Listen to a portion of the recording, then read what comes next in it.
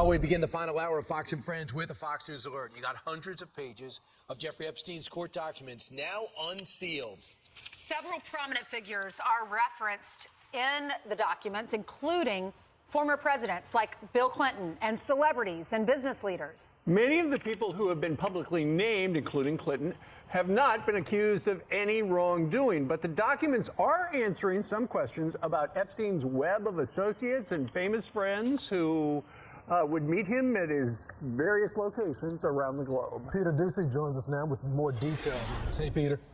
Good morning. And the former President Bill Clinton's team is now reminding us that by now it's been about 20 years since the last time Bill Clinton and Jeffrey Epstein talked. But he is right there in the pages of this deposition.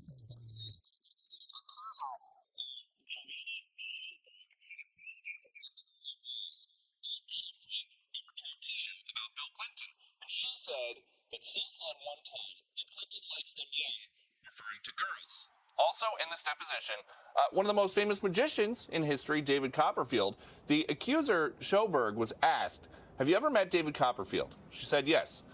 She was asked again, "Can you tell me what that was?" She said, "Sure. Someone called me from the house and said that he would be there, and if I wanted to come have dinner, then I could meet him." It is very important to point out here, neither of these men, Clinton or Copperfield, are accused of anything inappropriate, and it sounds like that's starting to wear on the convicted Epstein accomplice, Ghislaine Maxwell, who is in jail right now. Her lawyer is saying that these crimes are about men abusing women, but the only person in jail is a woman. Back to you. And Peter, one of the other names is Michael Jackson, the king of pop. Do we know anything about the circumstances? Because we know that, for instance, Bill Clinton flew on his plane a bunch of times. A lot of celebrities and famous people.